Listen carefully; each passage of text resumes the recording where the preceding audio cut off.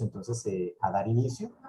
Un cordial saludo para todos, en especial al doctor Roberto Sancho Larrañaga, que hoy muy amablemente nos ha dispuesto un espacio que desde la Dirección de Investigaciones, con esta propuesta que venimos desarrollando ya hace varios años atrás, que le denominamos Investigando Ando, digamos que le apuntamos al fortalecimiento de las capacidades en investigación, tanto para aquellos docentes, digamos, que ya llevan un largo rato investigando, como para aquellos que inician, inclusive también para los estudiantes que vienen formándose en este proceso y bueno, llevan, digamos que también ciertas avances de acuerdo pues a esas vinculaciones en estas dinámicas de investigación. Así que muchísimas gracias a todos, bienvenidos. Hoy el profesor Roberto Sancho nos va a compartir digamos que este espacio formativo, el desarrollo, digamos, de sus experiencias investigativas, en este caso, con relación a la metodología de análisis semiótico del discurso para identificar representaciones sociales e imaginarios sociales. El profesor Roberto Sancho, como ustedes saben, es titular e investigador del programa de comunicación social de la Universidad Autónoma de Bucaramanga, adscrito a la Facultad de Ciencias Sociales, Humanidades y Artes, coordinador de la línea de investigación Ciudadanía, Subjetividades y Cultura de Paz del grupo Transdisciplinariedad, Cultura y Política, integrante de la Red Colombiana de Filosofía de la Tecnología y de la Red Iberoamericana de Imaginarios y Representaciones.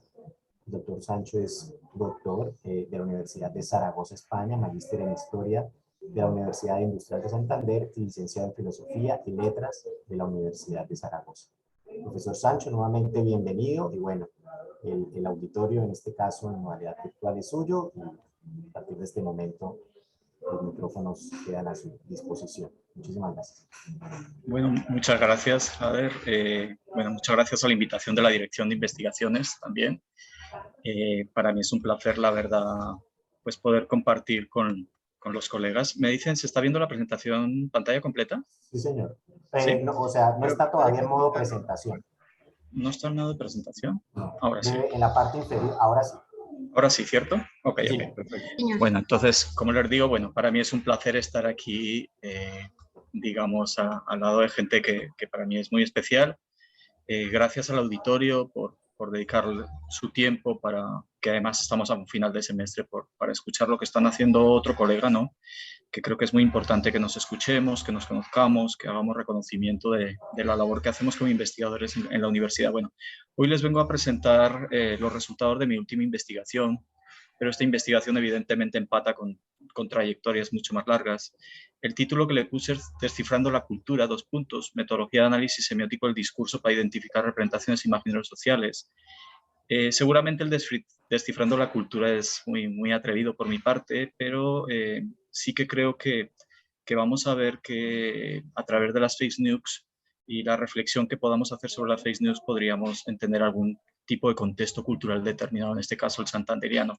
Bueno, como pueden ver ahí, hago parte del grupo de investigación Transdisciplinariedad, Cultura y Política y pues estamos celebrando 40 años del programa de comunicación social, entonces también le hago un reconocimiento al programa en el cual ya llevo 20 años, o sea, la mitad de su historia.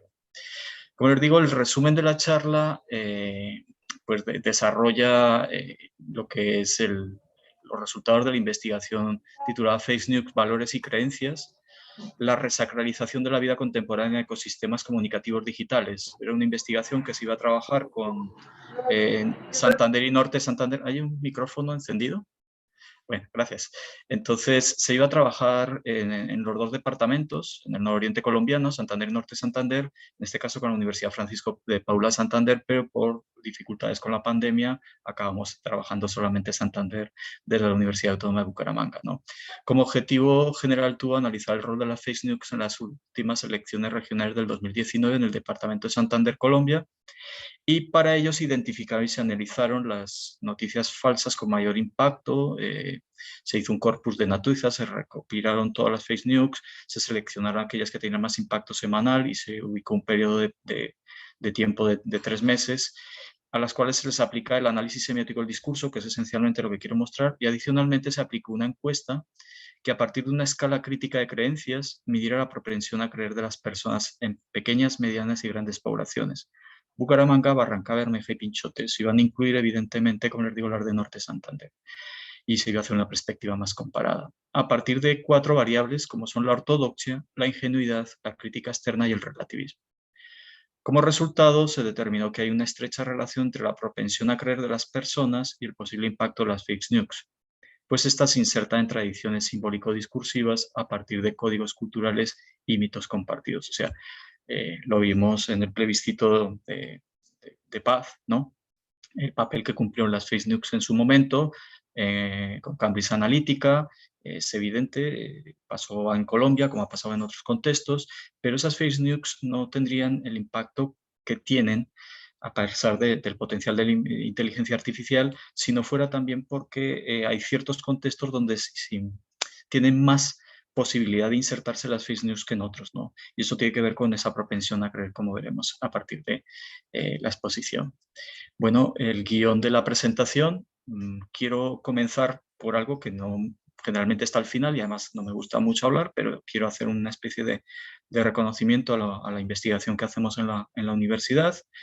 Entonces voy a hablar de impacto de la investigación, voy a hacer unas precisiones conceptuales necesarias y voy a mostrar las 2 técnicas, aunque me voy a centrar en la segunda, la que fue la encuesta de propensión a creer, la escala de creencias, a ver si yo puedo medir, digamos, estadísticamente, qué tan creyente se es en Santander, dependiendo de las poblaciones, los perfiles sociodemográficos, y por otra parte la técnica en la que más me voy a detener, porque creo que ha tenido más repercusión a nivel académico, que es la metodología de análisis semiótico del discurso.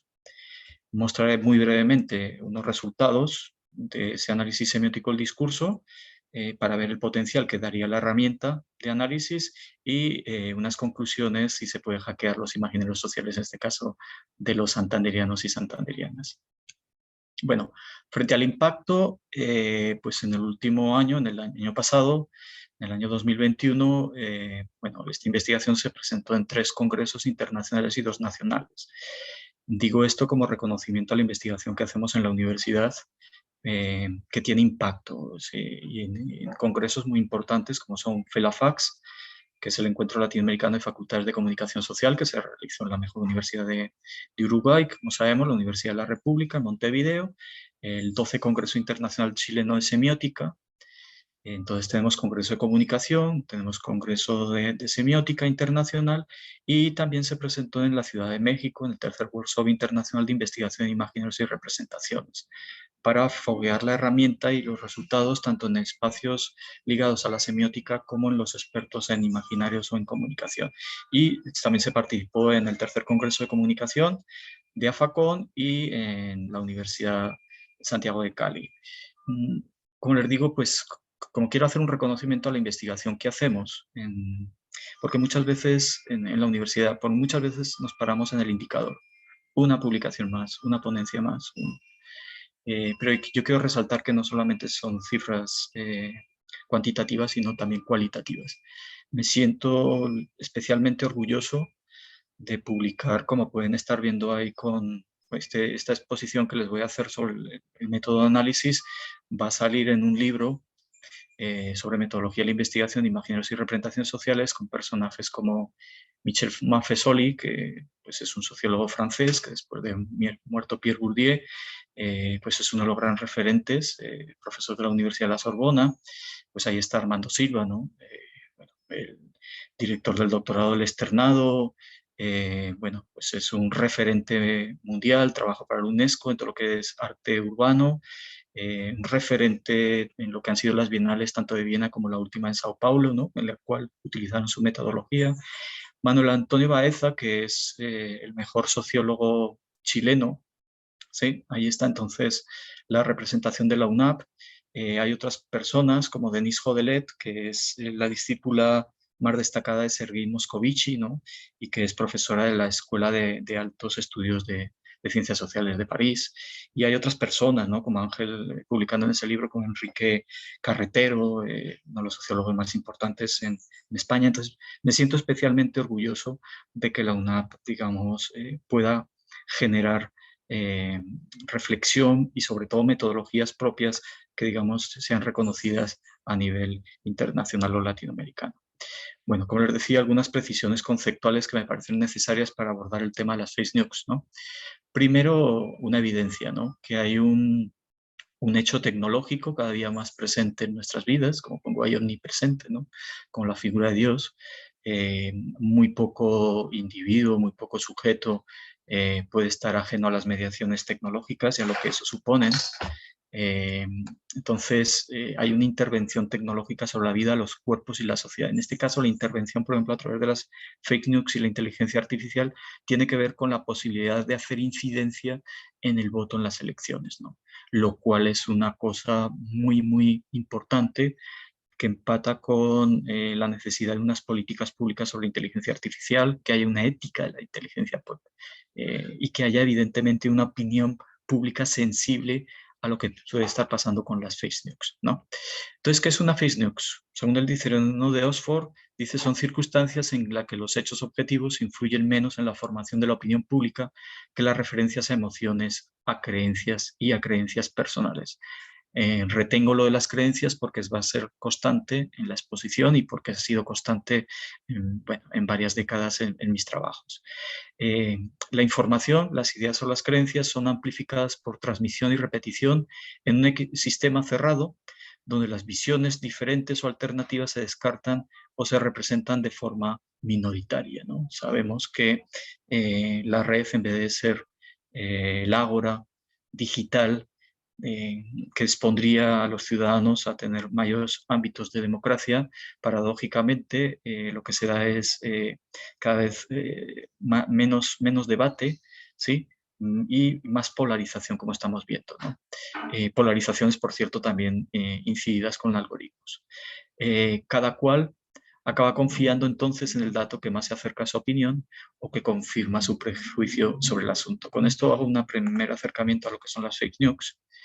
Eh, Otro concepto clave de la investigación pues, son representaciones sociales, ¿no? Como pueden ver ahí, las representaciones sociales tienen la función de hacer que lo extraño resulte familiar y lo invisible perceptible. O sea, sería aquello que existiendo una cuenca, un magma cultural, ¿sí? O de la cultura, por ejemplo, en este caso santanderiana, ¿sí? Eso sería concreto, sería visible a través de representaciones sociales, ¿no? Yo les pongo así rápidamente un ejemplo para que se entienda esto. Mucho, y espero que, bueno, que si hay algún ucraniano acá o escuchándonos algún colega ucraniano o ruso de la universidad, se entienda esta simplificación que puedo hacer, pero es solamente como un ejemplo, ¿sí? Pero si uno intenta acercarse a la comprensión del conflicto entre Rusia y Ucrania, seguramente tiene mucho que ver con los imaginarios sociales que de Rusia tienen, por ejemplo, personajes como Putin o la población en general rusa, ¿sí? Como un antiguo imperio, como algo al que ¿sí? Entonces vamos a ver que hay unos imaginarios fundantes que luego los voy a mostrar para el caso santanderiano, ¿no? Que tienen que ver con la mismicidad, con la otra edad, pero también con ideas temporales de un imperio pasado, ¿sí? Espaciales, de qué territorios son los que se requieren. ¿Sí? Y esos imaginarios se concretan en unas representaciones. Esas representaciones tienen que ver con el otro, ¿no? Entonces los rusos ven a los ucranianos como nazis y los nazis, los ucranianos están viendo a los rusos como neonazis, ¿no? Como una nueva forma de totalitarismo del siglo XXI. ¿Okay? Entonces, las representaciones imaginarios, como dice la Carta de la ONU, ¿sí? Explícitamente en 1945 ya se decía, ¿no? Si las guerras comienzan en la mente, o sea, comienzan las representaciones y los imaginarios, es ahí donde hay que resolver las guerras. ¿Okay? Bueno, entonces las representaciones sociales en sentido amplio plasman lo implícito compartido es en la psique colectiva, ¿sí? Toda representación en lo intersubjetivo, ¿no? Toda representación social es representación de algo o de alguien, ¿no? Entonces, eso significa que lo tenemos, nuestros imaginarios, nuestro aparato cognitivo está impregnado de imaginarios. ¿sí? Y de representaciones, ¿no? Que nos dan la base de la comunicación, es esa, porque son un conjunto de significados que compartimos, o sea, son la base de lo que ahí planteo como la semiosis social, ¿no? Y es esto lo que, como les digo, pues posibilita digamos, el hecho de relacionarnos, ¿no? De interactuar, de comunicarnos, porque compartimos códigos culturales, como vamos a ver también en el instrumento de análisis que les voy a proponer. Bueno, como vemos ahí, otro acercamiento al concepto muy rápido de imaginario social, ¿sí? Los imaginarios sociales, como les decía, es esa cuenca, ese sustrato. Castoriadis dice ese magma, como si fuera el magma de un volcán, ¿no? Donde se encuentra el magma de las significaciones profundas. O sea, lo más profundo que tenemos en la psique humana serían nuestras imaginarios sociales, como les voy a intentar mostrar. ¿Sí? Y cómo los podemos hacer visibles a partir de un instrumento de análisis, como es el análisis semiótico del discurso, ¿no? Que hacen posible la aparición de las representaciones, ¿no? O sea, lo primero son está el núcleo duro, que es como si fuera el núcleo de la Tierra, ¿no? Y eso se concreta, se encarna en representaciones sociales, ¿no? Entonces los imaginarios sociales al final se encarnan en esos esquemas de representación que estructuran nuestra experiencia social, ¿no? Y sobre todo los imaginarios compartidos estructuran y dan sentido al mundo, ¿no? Eh, a lo que somos, a lo que sentimos, a lo que entendemos como familia, como pareja, como mundo, como belleza.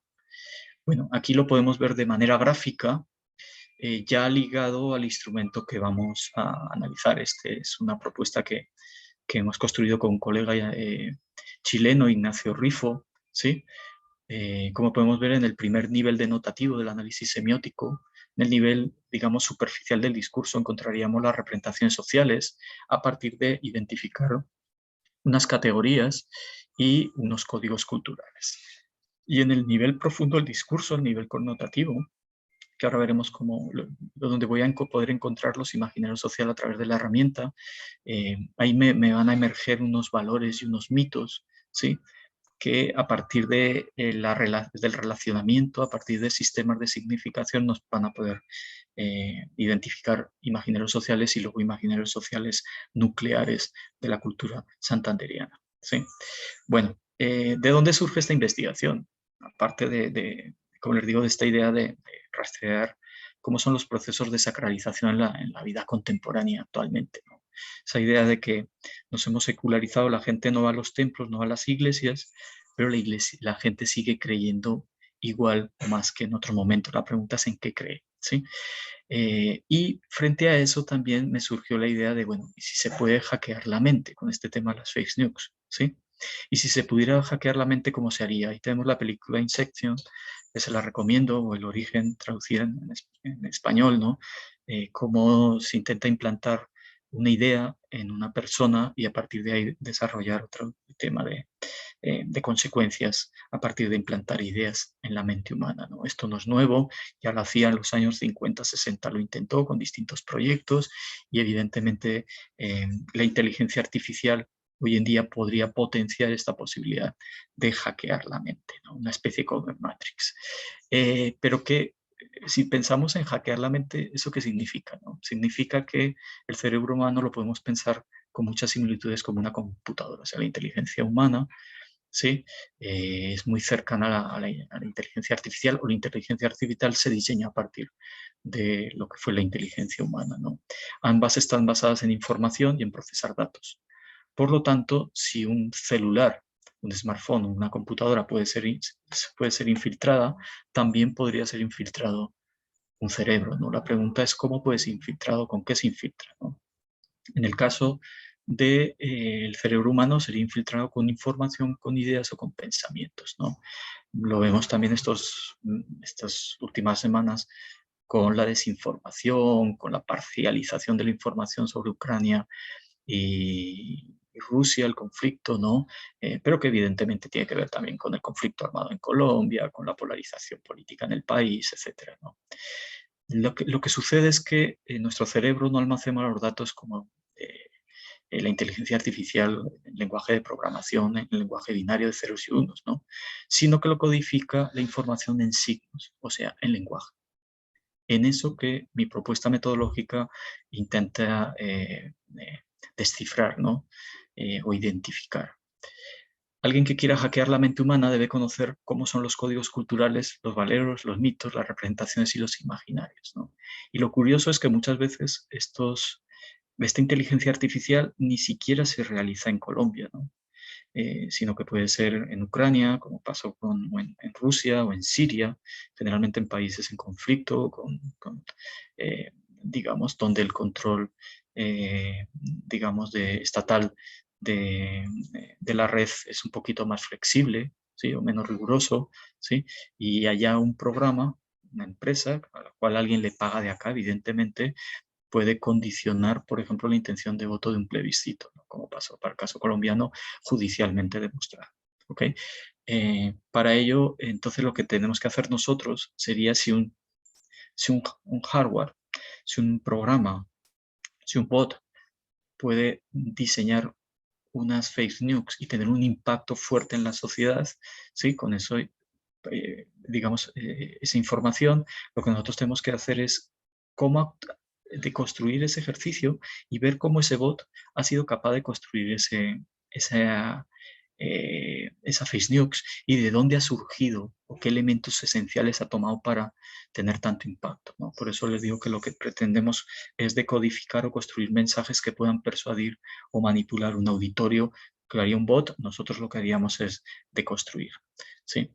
Bueno, y muchas de las herramientas que se tienen sobre las fake news tienen que ver con el fact-checking, ¿no? Que es una cosa que ha avanzado mucho en Colombia, en otras partes del mundo, pero el fact-checking principal que hay que hacer tiene que hacerlo el individuo, tiene que hacerlo en su mente, ¿no? Y es que el gran problema del individuo, y lo voy a mostrar a lo largo del siglo XX para el caso colombiano, lo puedo demostrar para otros casos, lo podríamos debatir sobre otros contextos, también lo he trabajado para el español, tiene que ver, el gran problema del individuo es cómo se relaciona con sus pensamientos, ¿sí? Con sus, entre comillas, ideas. Si son esas ideas suyas, si nos han sido ideas impuestas, ¿sí? Entonces el problema es cómo nos relacionamos de una manera ortodoxa o no de una manera relativa, ¿sí? Y aquí empata con la propuesta de Ortega y Gasset de la diferencia entre creer y pensar, ¿no? Habría dos modos esenciales de pensar, habría unas ideas creencia, o sea que no se dudan, y habría unas ideas pensamiento o ocurrencias, que serían aquellas que genera el propio individuo a partir de elementos, ¿sí? O que las ha reflexionado tanto, ¿sí? Como diría Nietzsche, habría hecho una transvalorización de los valores de tal manera que ese pensamiento sea propio, ¿no? Esto va muy en la línea también de la propuesta de Descartes, ¿no? Entonces los pensamientos, el pensar se tiene, las creencias te tienen, en las creencias está, ¿sí?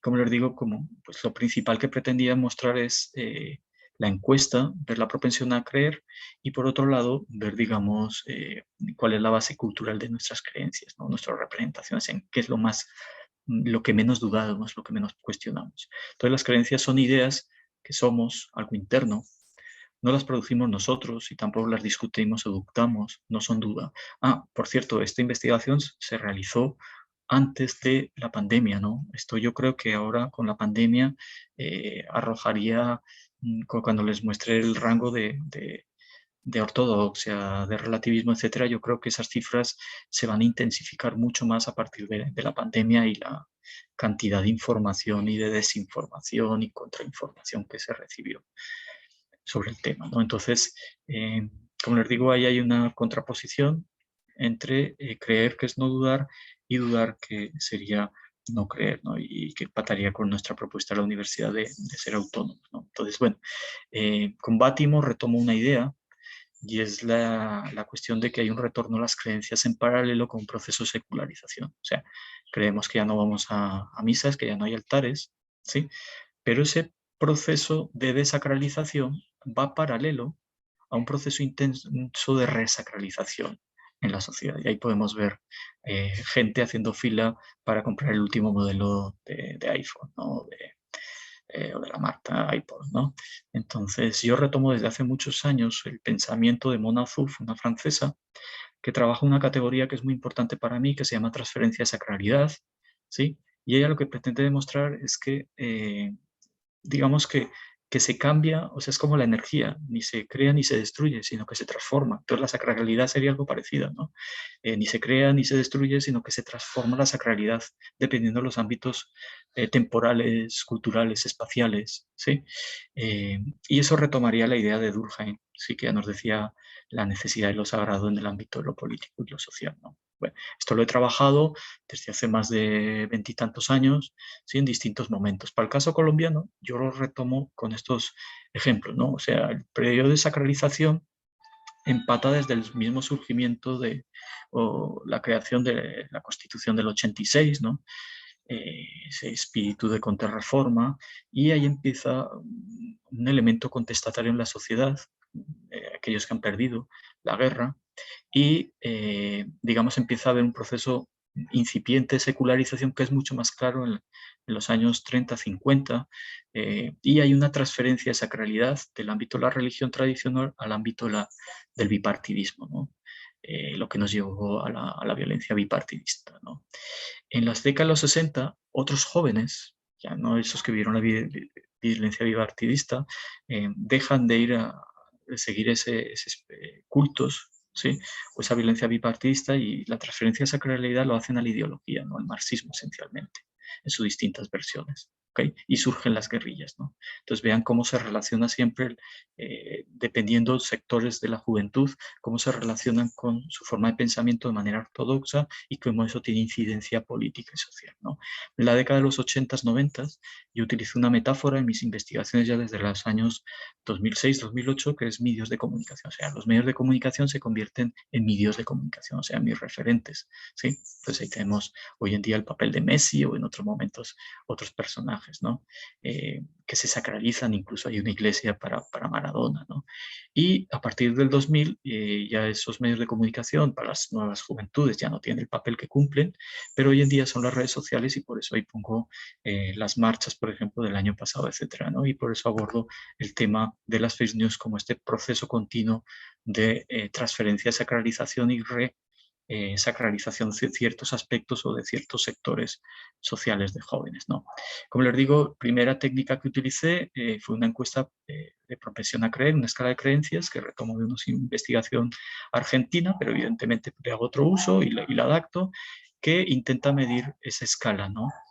Lo que sería la creencia más dura, que sería ese pensamiento ortodoxo, ¿no?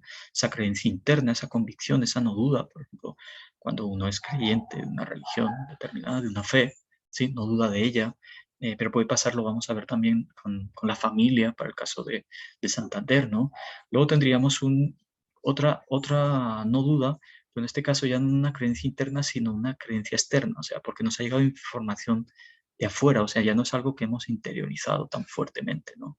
Y que tiene que ver con la ingenuidad, ¿no? Esa creencia externa, esa no duda, esa información externa. Por ejemplo, ahora lo veremos cuando yo preguntábamos en la encuesta sobre ingenuidad, pues había preguntas, por ejemplo, como les podríamos decir, según el laboratorio de la Universidad de Harvard, el exceso de azúcar en las bebidas puede generar impotencia y ¿Que ¿Está usted de acuerdo? Entonces había información externa, evidentemente incluso en el enunciado había elementos que denotaban que era algo ingenuo, ¿sí? Pero a pesar de eso, la gente, pues hay gente que no dudaba esa información porque venía de alguien externo supuestamente que legitima esa información, ¿no? Luego tendríamos, o sea, esas dos primeras en azul estarían ligadas a la creencia, y las dos de abajo tendrían más que ver con el pensamiento, con la duda, ¿no? En este caso tendríamos la crítica externa, que sería un pensamiento crítico por información externa, ¿sí? Y el relativismo, que es como una actitud, ¿no? O sea, es la base del pensamiento crítico, de la autonomía, por un esfuerzo intelectual propio, ¿no? Solo sé que no sé nada, o ese tipo de expresiones que me llevan a dudar de todo, como diría Descartes, ¿no? Cogito ergo sum, pienso, luego existo, o sea, lo único que no puede estar duda, ¿no? Bueno, aquí les muestro muy rápidamente cómo se establecería, digamos, entonces las preguntas.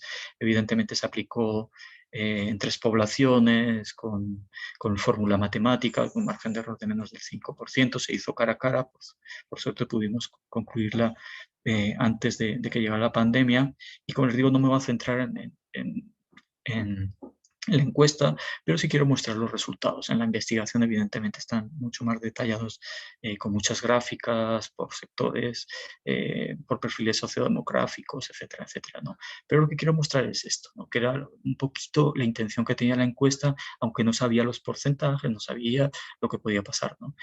Pero me encontré con lo siguiente, ¿no? Que en términos generales, la propensión a creer es más alta, ¿no? Si ven ustedes las dos filas de arriba, ¿sí? La ortodoxia e ingenuidad está en un rango del 40-60% en la población, ¿sí? Esa creencia, esa no duda, ¿sí?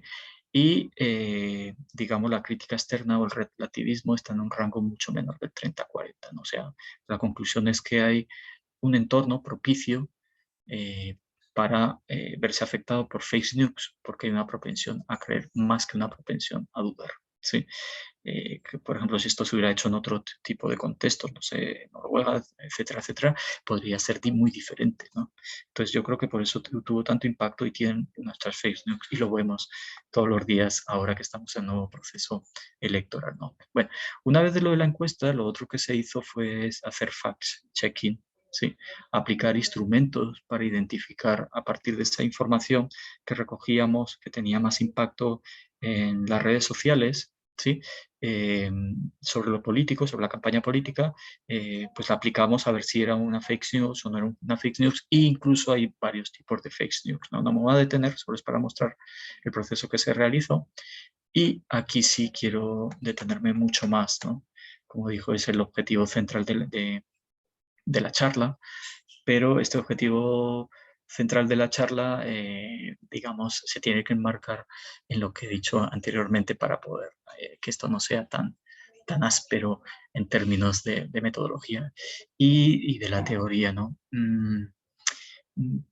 Vuelvo y les digo, creo que cuando uno propone algo metodológico, o sea, lo más fácil es proponer cuestiones teóricas, ¿sí? Lo más difícil es proponer propuestas metodológicas, ¿no? Y que estas metodologías, como les digo, se desarrollen desde Bucaramanga y tengan un impacto por lo menos iberoamericano, me parece destacable el riesgo que uno tiene que asumir para ello, ¿ok? Bueno, ¿qué es el análisis semiótico del discurso? ¿No? Esencialmente, pues yo sigo a Peirce y a Saussure, ¿sí? Que son los grandes referentes de la semiótica, ¿no? Bebo más de Saussure porque es eh, más fácilmente aterrizable que Peirce, ¿sí? Sin desconocer, como van a ver más adelante, a Peirce. Lo que cambia es que Saussure trabaja lo diádico y Peirce más lo triádico, ¿no? Pero Peirce bebe de Saussure, ¿no? Claramente. Yo intento reducir, intento hacer, por eso es muy didáctico el ejercicio de escritura de este capítulo y las exposiciones que intentaba hacer de esta investigación, lo intento hacer didáctico para que pueda aplicarse a muchos contextos, ¿no? Y pues lo esencial aquí es que la unidad mínima o elemental de análisis es el signo, ¿sí? Y el signo, como sabemos, está dos componentes, el significante y el significado. Y tú puedes identificar signos lingüísticos, signos visuales, ¿sí? Diferentes signos. Entonces tú puedes aplicar esto, como le decía yo a la profesora Joana de música, se puede aplicar a una partitura, esto se puede aplicar, como lo apliqué el año pasado, por ejemplo, a spot publicitarios en Chile, se puede aplicar a Face News, se puede aplicar a análisis de discurso textual, ¿sí? Porque el signo es la clave, ¿no?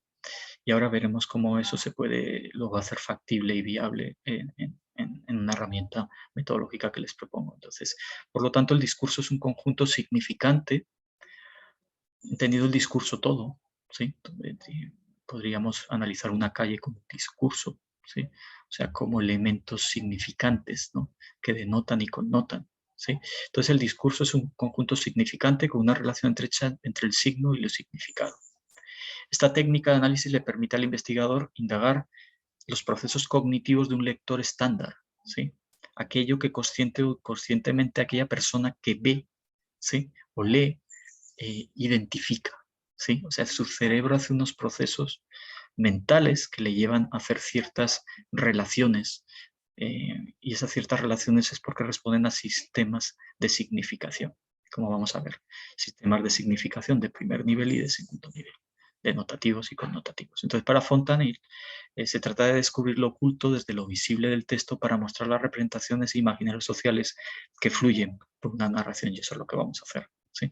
Aquí está el cuadro sintetizado, es un cuadro que nos ha llevado mucho tiempo con el colega Ignacio Rifo construir. Yo vengo trabajando esto desde más o menos el año 2010, ¿sí?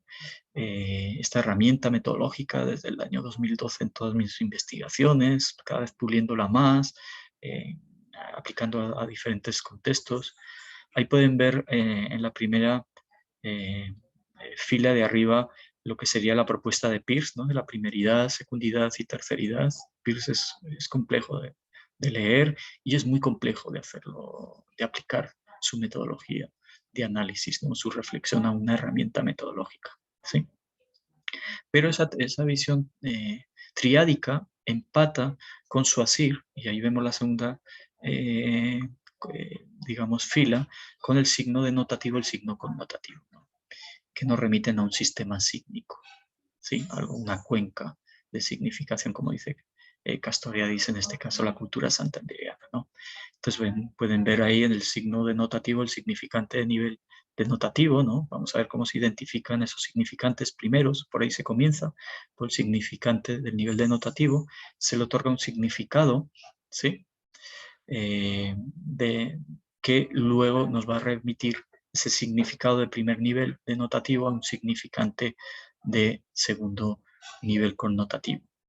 Y de ese primer ejercicio denotativo se identifican unos códigos culturales y unas representaciones sociales, como os voy a mostrar.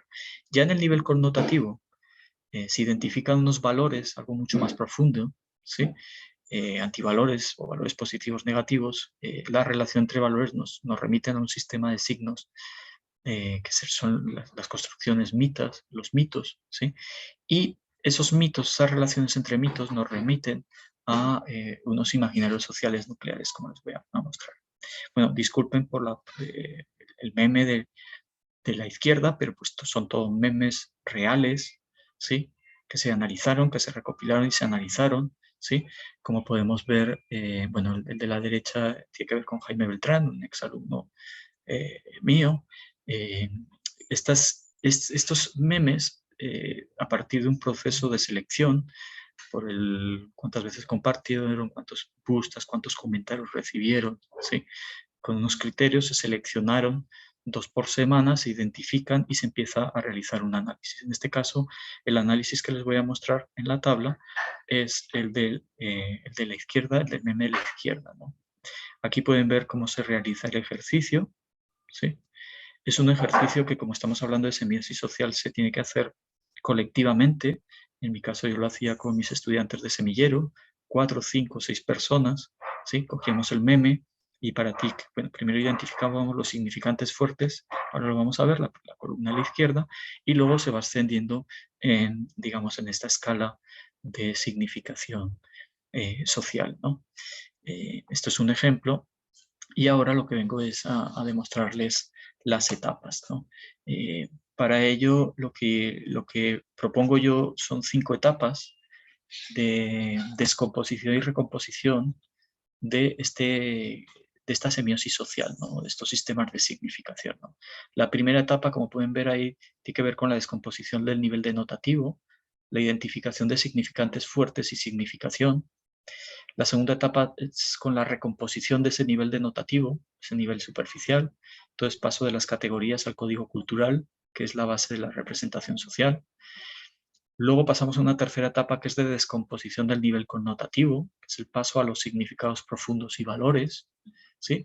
La cuarta etapa tiene que ver con la recomposición de este nivel connotativo, que ¿no? identificamos ya a partir de valores mitos, y la etapa final, la quinta etapa, que tiene que ver con la síntesis del nivel denotativo y connotativo, o entender el mito como un sistema simbólico para la concreción de imaginarios sociales. Como les digo, entonces aquí pueden ver, digamos, ese primer nivel de análisis, ¿no? que lo que haría uno, lo pueden ver ahí, es primero identificar, como les digo, ese signo comunidad básica. Y lo que hace uno es, está viendo un texto y de ese texto emergen significantes fuertes, o tú estás viendo, escuchando una música y hay elementos que destacan de otros sonidos, o en un video hay elementos que se destacan, hay significantes que se destacan sobre otros por su intensidad, por su repetición, etc. No puedo detener estos momentos, pero ahí, como les digo, se destacan frente a otros significantes por su reiteración, por su tonalidad o disposición dentro del discurso enunciado, ¿no? A estos significados fuertes del signo denotativo, del nivel perceptivo, de lo que se ve, se le otorga un significado que remite a una categoría o idea abstracta que ya nos lleva, ya no del nivel perceptivo al nivel cognitivo del ser humano, ¿no? O sea, el signo relaciona una realidad externa o material significante con una realidad ideal o mental, un mundo representado a partir de categorías abstractas, o sea, de significados, ¿sí? Las categorías se encuentran ya, como les digo, en un nivel cognitivo intersubjetivo, o sea, las compartimos, ¿sí? Y suponen un nivel de estructuración lógico previo o sistema lógico. Bueno, yo aquí solo tendría que decir, aunque por cuestión de tiempo voy a ir adelantando un poquito, ¿no? Que el ser humano lo tenemos que entender ya desde casi como un animal simbólico, ¿no? Es lo que nos diferencia del resto de animales, nuestra capacidad de representar, de simbolizar, ¿sí? Y de concretar eso en diferentes lenguajes. Bueno, pasamos a la segunda etapa. Voy a adelantar un poquito por cuestión de tiempo y para dar pie, si quieren, luego a la conversación, a preguntas. Y es pasar a esta segunda etapa, que sería ya identificadas las categorías. Lo que tenemos que hacer es establecer relaciones entre esas categorías. Y esas relaciones entre categorías, o entre esas ideas, ¿sí?, abstractas, me van a dar una significación que remite a un código cultural. O sea, esta segunda etapa, como les digo ahí, se trata de recomponer el sistema de significación del primer nivel denotativo del instrumento, para lo cual se trata de identificar la lógica sígnica que articula esas categorías emergentes en un sistema de significación o relacionabilidad propia. Este sistema de significación o procesamiento primario de información en el nivel denotativo remite a unos códigos culturales o esquemas concretos que encauzan la interpretación. Por ejemplo, hay un código de colores o está el código de tránsito, ¿sí? Nosotros manejamos una lógica de significación. Por ejemplo, por el hecho de estar en Colombia, para nosotros el hecho de casarse es con blanco y el hecho de morirse significa que hay que ir con colores generalmente negros, ¿no? Oscuros, ¿no? De luto, ¿sí? Ese mundo de significación es diferente en otras culturas, ¿ok? Bueno, entonces eso se representa, como les digo, entonces esos códigos culturales se representan de diferente manera a través de los colores de las prendas, ¿ok? Entonces, el cuerpo coherente de categorías, su relación sígnica y lógica y el código cultural al que remiten funcionan como un sistema de representación social. El código cultural es un sistema de procesamiento primario de significación denotativo que contribuye a la institucionalización de ciertas representaciones sociales, pues como les quiero mostrar para el caso de Santander y las fake news. Me paso por cuestión de tiempo, como les digo, a la tercera etapa. Esto está mucho más desarrollado en el capítulo del libro, en las ponencias que se han escrito, en la investigación que se desarrolló. Pero bueno, entonces la tercera etapa tiene que ver con la descomposición ya del nivel connotativo. O sea, ya no estamos en el nivel superficial del discurso, sino estamos en el nivel profundo del discurso, o sea, ya aquello que no se ve, ¿no? Por eso ya estamos pasando a los significados profundos, y estos significados profundos nos remiten a los valores, ¿no? Al deber ser, a lo más importante que tiene un ser humano, ¿no? O sea, ¿qué es lo más importante que tiene la universidad? Sus valores institucionales, ¿no? ¿Qué es lo más importante que hay en una familia? Los valores, ¿sí? Entonces, eso es significación profunda de esa organización social, o ese sistema de significación social, es lo que podemos identificar en esta etapa de descomposición del nivel connotativo, ¿no? O sea, lo que hacemos es reconocer que la fragmentación de la significación que realizamos por niveles tiene un carácter instrumental. Por ello, lo que es el significante del nivel denotativo se convierte, del significado del nivel denotativo se convierte en significante del nivel connotativo, ¿no? Porque estamos en un nivel mucho más profundo, ¿no?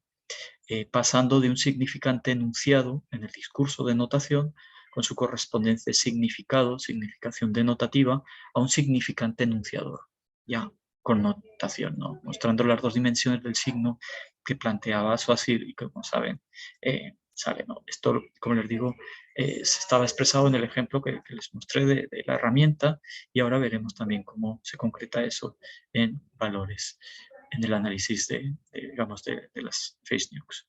Bueno, la recomposición del nivel connotativo sería la cuarta etapa, y es que una vez que emergen esos valores, ¿sí?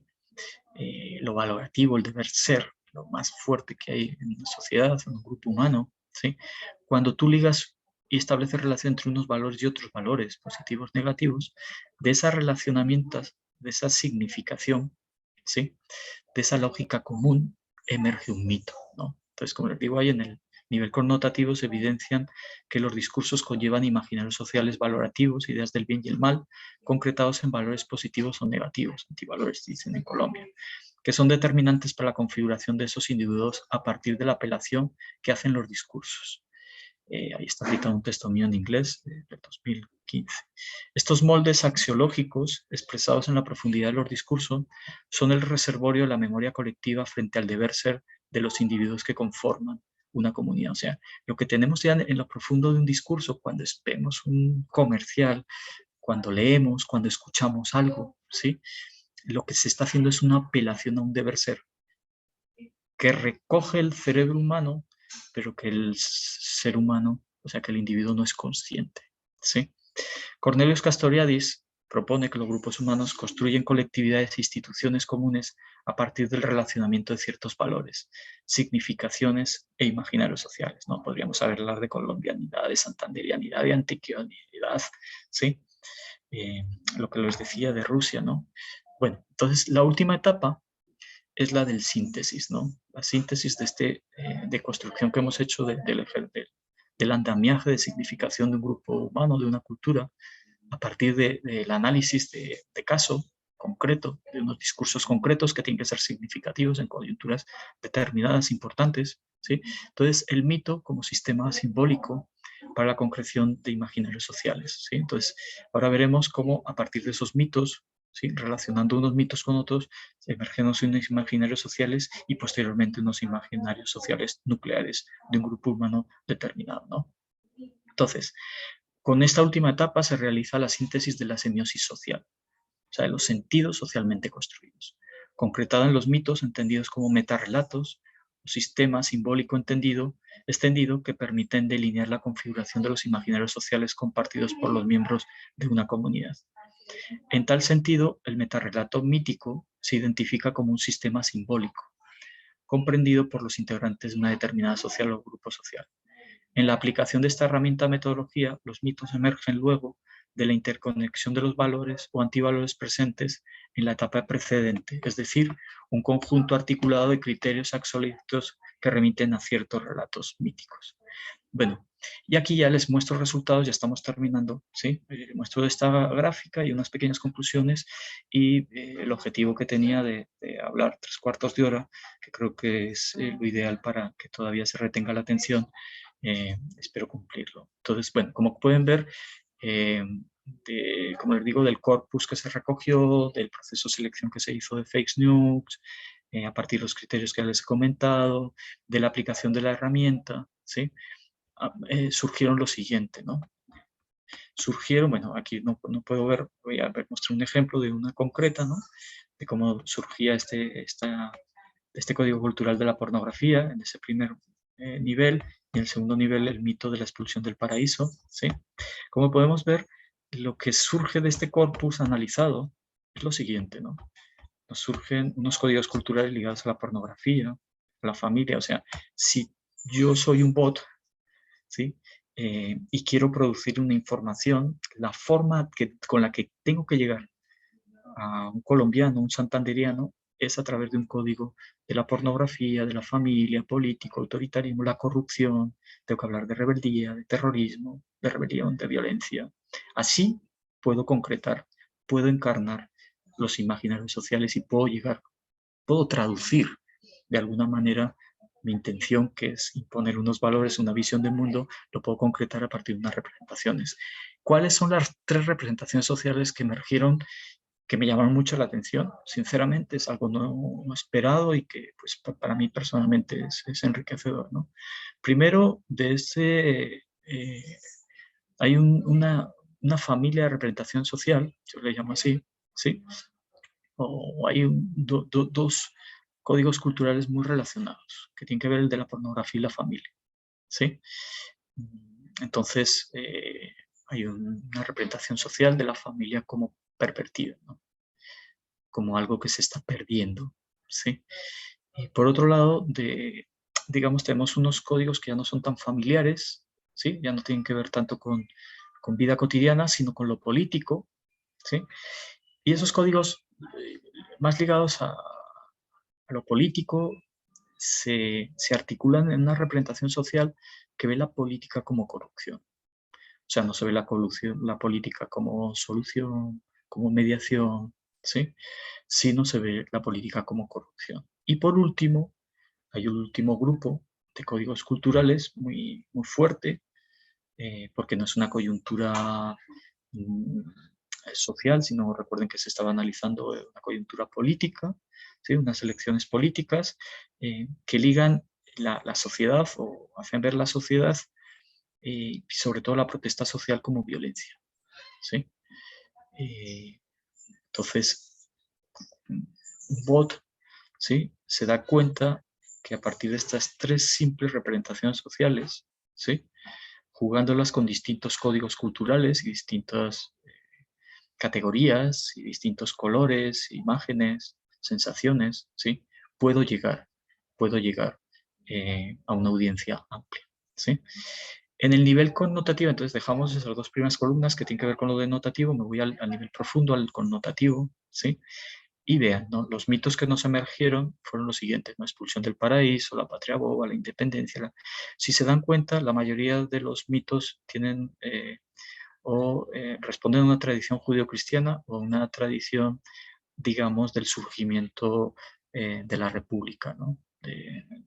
Digamos, el mito original político del surgimiento de una comunidad política como es Colombia. ¿Okay? Lo interesante, por lo menos para mí, ¿sí? Es que esos mitos me remiten a unos mitos eh, nucleares, ¿no? Que son esos tres núcleos nucleares que ven en la última columna, ¿no? Que son como el ADN cultural, ¿no? La dimensión del ser, o sea, mitos que hablan de la mismicidad, de lo que soy o del otro, mitos que hablan de la dimensión, imaginarios sociales que hablan de la dimensión espaciotemporal, o sea, temporales y espaciales, ¿no? Podemos ver ahí, por ejemplo, pues la conquista o la expulsión del paraíso, ¿sí? Tiene que ver con la colonización, con lo temporal, con periodos determinados, ¿no? Y la dimensión del deber ser, ¿no? Lo valorativo, lo que empata más con las figuras arquetípicas, ¿no? Del bien y el mal, ¿sí? Que ya nos remite a otra cosa, que es la figura de los arquetipos de Jung, que es una cosa mucho más profunda en el discurso, ¿no? Entonces, si un bot tendría que haber en cuenta que para llegarle al ADN cultural, ¿sí? Eh, digamos, de un santanderiano, ¿sí? Tendría que tener en cuenta esos tres elementos. Una dimensión del ser, algo que remita a imaginarios nucleares de mismicidad y de otredad, y algo que remita esencialmente también a lo valorativo, al deber ser, ¿sí? A figuras arquetípicas. Y la conclusión, que tiene que ver con esta idea de hackear imaginarios sociales, ¿sí?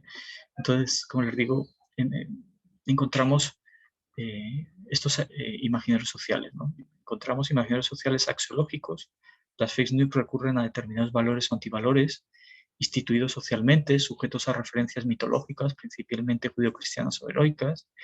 Es decir, el valor antivalor como imaginario social es concebido como un deber ser que comparten los individuos en comunidad. Dos, para las fake news analizadas encontraríamos también imaginarios sociales de la otredad, de ellos, ¿no? Mucho, más que o sea, porque uno no vota tanto por su candidato, sino en contra del otro, ¿no? Entonces hay que crear al otro. Entonces, en el caso del discurso político, se representa mediante ciertos valores al antagonista de manera negativa y como aquella otra edad perjudicial para devenir del país, ¿no? Pensemos esto hoy en día con con Petro, con Fico, ¿no? Si uno es petrista o si uno es uribista.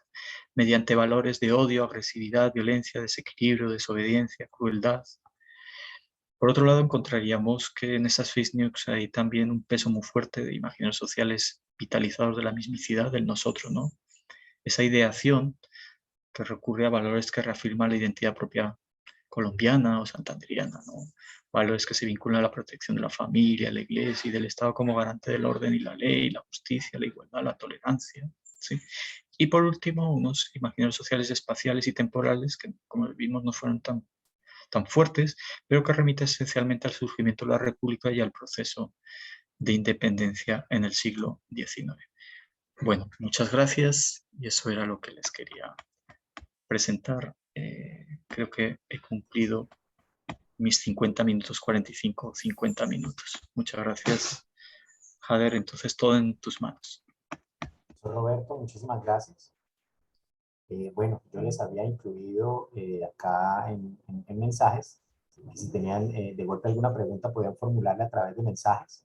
Pero no sé, profesor Roberto, si de golpe usted nos puede regalar, en caso de que tengan Sí, alguna pregunta, un espacio. Y entonces, si no la escribieron, de golpe podrían activar el micrófono y formulan la pregunta. sí, ahí está Pedro Entonces, Nicolás, el profesor Pedro Nicolás Aldana. muy bien. Entonces, profesor Pedro, tienes la palabra para formular la pregunta. Bueno, Robert, primero felicitarte porque esa síntesis de Peirce no es fácil lograrla, más la articulación de las 5 etapas, que creo que es un súper gran aporte teórico, lo digo sobre todo en el marco general de poder hacer este análisis que nos presentas allí metodológico, ¿no? Yo tengo 2 preguntas y la primera con referente a la etapa 3, donde pues me hacías pensar si no puede existir, al final de cuentas, información sin valor, ¿sí? Y lo digo porque, pues, dentro del ejercicio de las fake news, el tema de al final de cuentas, de esa intencionalidad que tú marcabas allí en esa etapa, pues me remito un poco al vacío, ¿no? Al vacío. Y muy concepto de Lipovetsky, pero creo que no sé si al final de cuentas la información siempre recurrirá a ese valor que denotativamente allí presentabas, ¿no? Porque al final puede distraer sin ningún valor para que no encontremos la información de valor. Perdona ahí como la repetición. Por tanto, no sé si podemos hackear, al final de cuentas, o el hackeo puede ser también un vacío de una idea. Y el segundo elemento, frente a ese desarrollo metodológico, ¿cuál sería la apuesta entonces, Robert, metodológicamente hablando ahí, para protegernos de ese hackeo, para proteger a nuestras mentes y a nuestras representaciones de ese hackeo? ¿Cuál sería nuestro firewall, nuestro antivirus en el ejercicio allí informativo?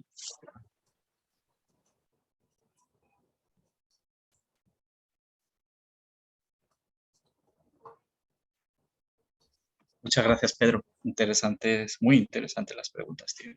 O sea, lo primero, frente a lo primero, tienes razón, ¿no? Y además tú eres experto en economía de la atención, ¿sí? Listo. No hay música sin que haya espacios de sonido y de silencio. No hay información sin que haya espacios de información y de vacío de información. ¿Estamos de acuerdo? ¿Ok? Pero lo que yo propongo a partir de este identificar significantes fuertes es jerarquizar esa información. O sea, a partir de unos criterios, como he dicho, tonalidad, repetición, etcétera, etcétera, que están establecidos desde el análisis lingüístico y luego semiótico clásico, ¿sí? Lo que hace uno es jerarquizar la información. Por eso yo digo que lo que uno tiene que identificar son significantes fuertes. Tampoco todo lo que hay ahí, digamos, se va a poder establecer como criterio de análisis. Por ejemplo, si es un spot publicitario, tío, sí, que un spot de 2 minutos, tú puedes hacer listados de significantes hasta que te pueden morir, pero tú tienes que jerarquizar esos significantes en cuáles son aquellos que retienen más, y ahí sí lo que tú dices, la atención. O sea, que tienen más valor dentro del discurso. ¿Sí? Entonces, estoy de acuerdo contigo, Lipovetsky, pues ahí están los de segundo semestre leyendo Lipovetsky conmigo, ¿no? Por cierto, la era del vacío. Sí. Entonces, sí, tienes razón, estoy de acuerdo. Sí, el vacío también estaría denotando. Bueno, y lo otro, frente a lo del antivirus, ¿sí? O a esos posibilidades. Ay, hay un micrófono abierto, no sé si, Jader, ¿será tuyo? Disculpe. Sí. Sí, perdón, presento excusa. Sí, no pasa nada, Jader, no pasa nada, no pasa nada. No eres tú estás calladito. Jader. No, entonces, frente a lo que dices, Pedro, yo creo que la educación, la formación de la opinión pública y educación. Y educación para tener un pensamiento crítico y autónomo. Es que esa es la autonomía, ser capaz de pensar por ti mismo. La pregunta es si lo que yo estoy pensando en este momento, tú me dices, conflicto Rusia-Ucrania, Pedro. ¿Cómo sé que lo que yo pienso sobre Rusia y Ucrania no está nunca allá? ¿Sí? ¿Cómo sé que eso es un pensamiento mío y no es un pensamiento impuesto? ¿Sí? Por eso yo no puedo actuar de manera ortodoxa frente a mis ideas y a mis pensamientos. ¿Sí? Tengo que tener un pensamiento crítico y relativo frente a lo que pienso, porque si no me convierto en ortodoxo. Y la ortodoxia lleva a la violencia, ¿sí? Porque es mi verdad contra tu verdad. Entonces o estás conmigo o estás contra mí. Y así Joan Galtung, teórico de la cultura de la violencia, ¿sí? Joan Galtung nos demuestra cómo hay una base cultural de la violencia, que es otro tema que ustedes saben que yo trabajo, que empata con esto perfectamente.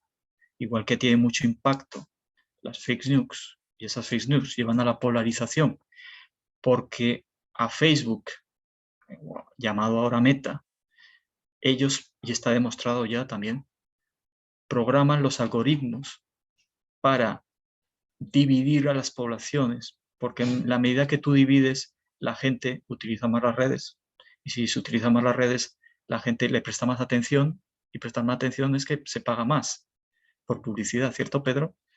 Entonces, la polarización de muchos países en África, Brexit, Cataluña, tú lo conoces, Pedro, ¿sí? Estados Unidos, el plebiscito, tiene que ver con el impacto que tienen las redes sociales a través de algoritmos que determinan la información que llega a los individuos, y eso lo haces como catalizador, le metes como catalizador una campaña de fake news como pasó en el plebiscito, y nos encontramos un país que está en contra de la paz y que se polariza, ¿sí? Y esto lo podemos ver con observatorios de paz, observatorios electorales, ¿sí? Cómo el país se ha ido polarizando cada vez más y estamos, no sé si en el momento de la época de la violencia que les contaba, pero estamos muy cercanos. Espero haber respondido, Pedro. No, no, sí, sí, un último comentario y es, me parece curioso que dentro del discurso y la analítica, sobre todo centrada en tu objeto de estudio, que son las fake news, no utilices el concepto posverdad, ¿no? Que siempre Ah, está en ese binomio inclusivo, bueno, ese trinomio ahí entre fact-check, posverdad y fake news, ¿no?